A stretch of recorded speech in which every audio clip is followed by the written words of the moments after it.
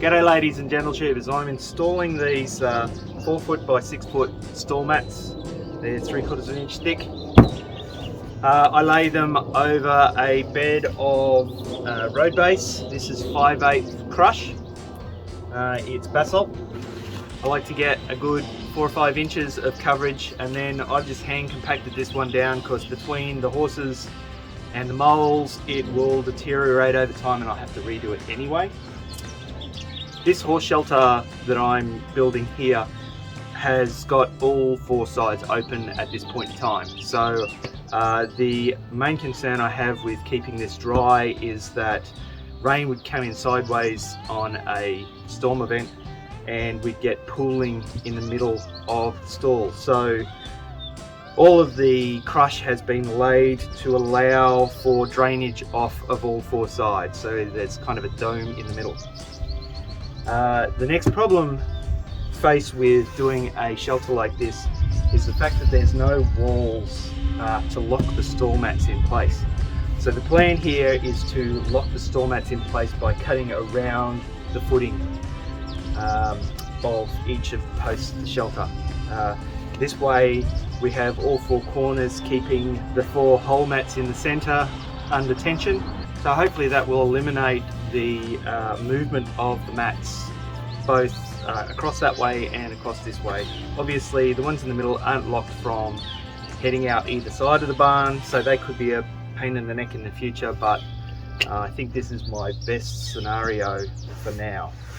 Lastly, there's no real science in laying the 5/8 crush. Just make sure you've always got a bit of a slope so that if there is any major spillage in here, it will not affect the horse's sleeping place.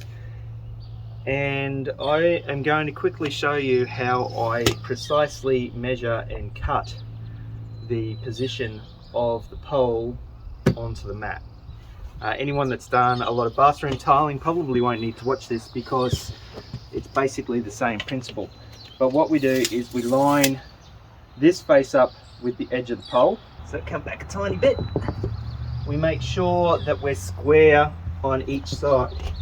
So we measure from the edge of the laid mat to the edge of the new mat.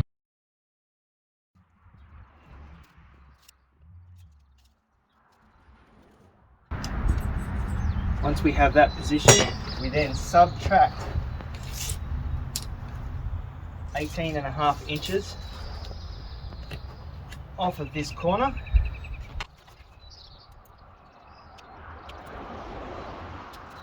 That gives us a mark for this side. We then likewise measure across here. It's approximately a foot. Again, marking there. We then use a straight edge of this piece of timber to mark the outer edge of the circle. The 12-inch sonotube is the same diameter as the top of this multi-purpose bucket. So I'm just going to use the bucket as a rough guide to mark out. You can see the faint line that marks out where the mat is going to sit against that post.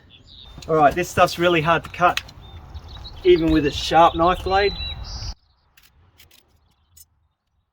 So I suggest you use a brand new blade, and I like to use these 3/4 inch blades because they are a lot thicker and sturdier when you're cutting.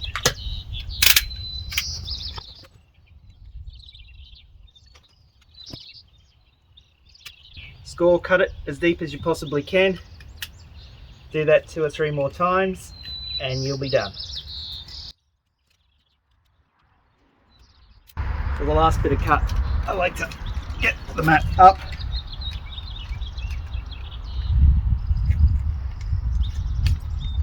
and follow the line from the underside.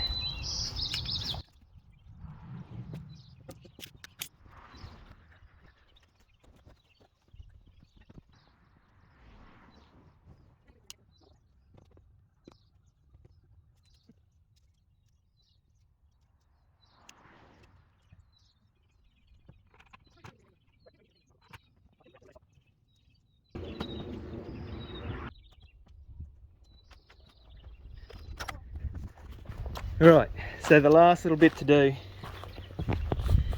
is ideally we end up with a little bit of a gap in between the post and the mat.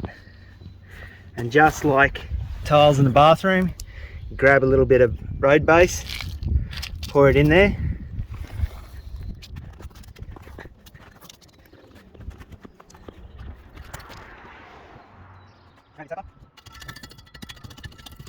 massage the rock into that gap,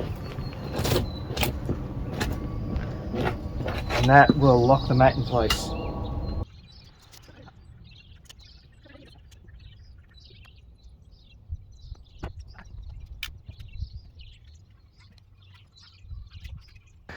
Lastly, just compacted around the very edge again, just to help the mat bed into the road base a little bit, and to make sure that that lip is somewhat even and also less raised, so a horse hoof can't catch the edge of it as they're dragging their feet through the stall.